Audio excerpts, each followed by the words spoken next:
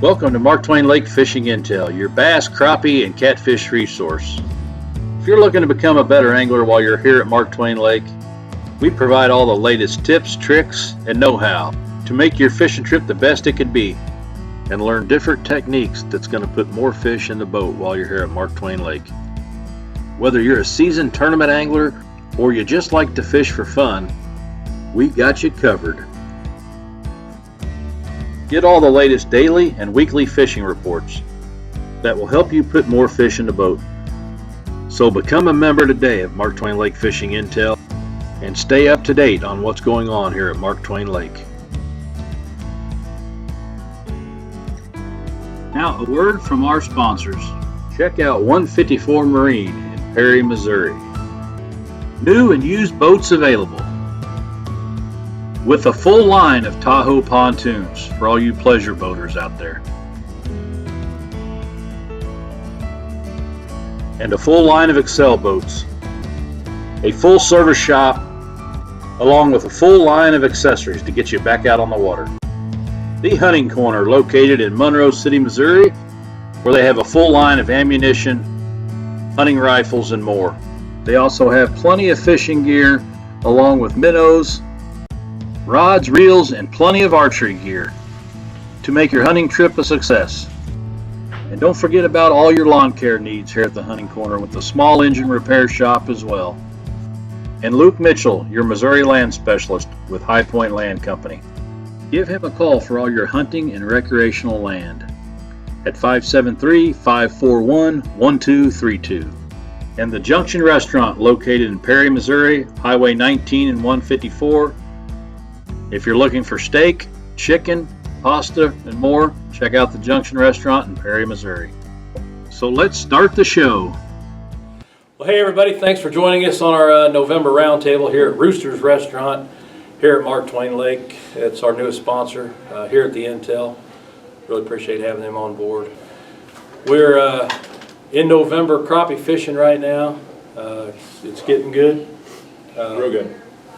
Extremely. Want to introduce the panel here. We got Lonnie Franklin with Franklin's Guide Service. We got Dennis Lawrence with Northeast Missouri Angler. Here's our catfish guide here at the lake. And I've got Keith Williams of Mark Twain Guide Service. And these guys are out on the lake quite a bit all winter long. And, you know, putting all them daily reports up that everybody sees, all that good stuff. So pretty much what we're going to do is we're going to get into a little catfish recap with Dennis. You know, and then we're just going to get into the crappie side of things. We're not going to have too many bass reports coming on this lake, probably till about April. So all you bass guys, hold on till about April. The bass, for some reason, on this lake, water temperature gets below 50, and they're hard to catch. Well, they're biting right now. I don't have time for them. Crappie are too much fun. They're too much fun. You're absolutely correct. True story. Yeah, I mean, not saying you're not going to go catch any bass, but they just get a lot tougher this time of year. Once the water gets dirty, it's pretty much over on Mark Twain Lake. And water temperature yesterday, you said it was out 48? 48.5. That's what I had yesterday. And that was mid-lake? That was mid-lake, Mid-lake, yes. So we got 2 or 3 people in the audience. We got Ben from Thumper Jigs, got a few other guys. We got Doug, we got Trey, we got Kyle, some Intel members. So might open it up for a few questions here in a little while, you know, once we get the show going. But going to be a good show. Sit, relax, enjoy it, and let's just try to get into it. We'll start off with Big Dennis. Give us a catfish recap, you know, kind of a... Well, recap, the quick version is spring was really good. So once the spawn started, of course, it always slows down there in June. And then when the spawn kind of ended about the end of the first week of July, it was a totally different lake. It was a lot of smaller fish and not a lot of numbers. The big fish kind of just disappeared, the bigger fish. And I think it had more to do with water conditions than anything. The lake was awful small. That played a major factor. I mean, spring was very good though. But the summer and fall bite, it wasn't great at all. We were still catching fish, but we caught a lot of short fish, you know, as far as blues. I think out of the 300 fish we caught summer and fall, only, blue cats was right at 200, a little over 200. Only 6 were legal.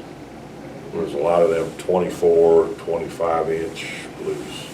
And then a lot of them in that 20 to 24 inches even. You know, it was just a mixture of just, either they were in that 20, 24, they were just too short, is what it was. And the flathead, we couldn't find them in the summer. You know, they just, I don't know where they went. They just weren't biting. Both on rod and reel, which is primarily what I do. But we do float jugs too, and we didn't even have any luck with flatheads on jugs even. They just disappeared in the spring. You know, we had several, you know, in the mid-20s, and then the biggest one this year, for the year, was 44 pounds. Oh, wow. And that was caught May 28th on a trip I had. They wanted just flatheads, and that's what we went after, and we got them flatheads doing, you know, targeting them. But it's hard to target just flatheads on Twain. Right. And now, you know, I've switched crappie. Mark Twain, just like bass, you know, once that water hits about 50 degrees, it's the opposite as it is in the spring. The cats, they're moving, trying to find where they're going to winter. You can go out, you can find them right now. If you do find them, you find them, or you don't. It's one of them deals to where you may go out one day and you'll catch some good fish. And you're going to catch usually better fish in the winter than you will in the summer and fall. Because blues are a cold water feeder. They feed good in that 50-degree range, you know. But you got to find them. And they're hiding, they're deep, they're on channel edges. And right now, you're trying to find them on the main body because they're not in the creeks at all. You know, they The weren't creeks there. are pretty dry. The creeks are very dry. That's what I was saying. Water played a big factor this year. Yes, it does. You know, just like in the fall, you know, and in the spring warm-up, when them shad move back, the crappie move back with them. Well, catfish is the same deal with water, with our running water we get in the spring. And in prior years, you know, you get them big spring rains, so we may have, you know, a dozen days from March to the end of May where we have water running, you know, for several days. And they'll go back up, that's what draws them back up in them creeks and stuff. And back up in there. And then this year in the spring, I think, we didn't really have any running water, but they were resident fish. Well, as that water went down even more, because I mean, it's a small lake. It is. Because a lot of secondary ramps now you can't even use. Right. You're using main ramps down the lake. So the fish never went back there. So in the spring, that water kept dropping. The fish just stayed out on the main body and moved out more in the deeper water because they had to. And then now, they're not there, you know. So if we don't get spring rains, it's going to change the way the lake fishes big time. We need water bad. I seen the we same need thing water. does with the bass. The bass this year, everybody was asking about, where's the thermocline? Where's that? I was catching fish 30 foot deep this year. And you don't do that on Mark Twain. A lot of my bass were 25, 30 foot deep, and nobody believed me. I'm good with it. Yeah. Looked good for me. Winning terms. Fish that we did find, you know, fish that we did find, we were catching them on the main body. That's where all the bass stayed all year. And what it was, you know, my trips were mainly at night just to avoid the heat, you know, in the summer. Yep. And you know, I take them at night.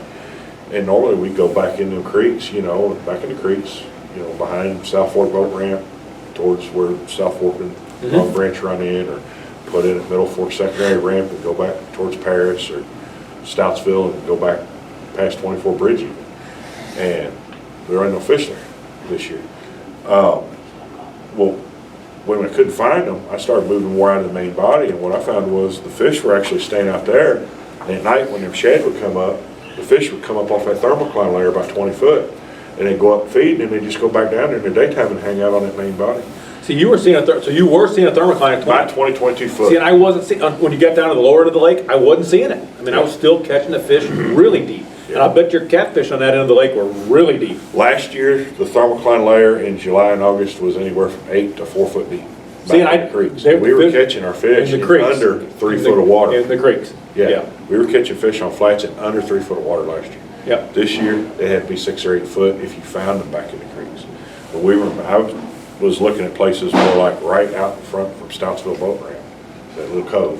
And we were fishing, you know, 20, 21 foot in the middle of summer, because that's where the thermocline was. you Yeah, know. it was deep. It was Yeah, really it deep was this year. It didn't get real shallow this year. No, it did not. I agree.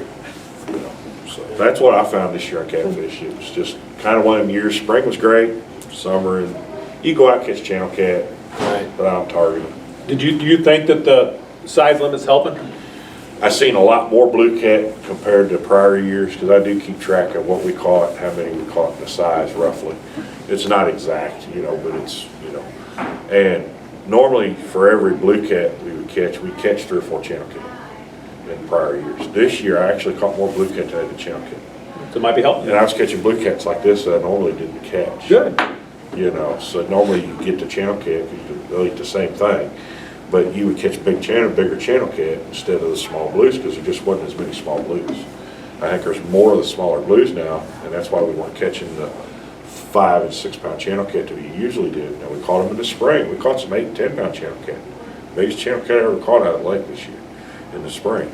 But in the summer months, we just weren't catching them. We were catching them little blues, because the blues, there's more of them. Right. And they're feeding on them shad stuff more than the channel cat. The channel cat eat anything. So this lake might see a turnaround in a couple of years. We're seeing I think a lot of 4 nice. or 5 years is going to be big. Good. Yeah. It's only going to get better for blue cats, which in turn, I think will make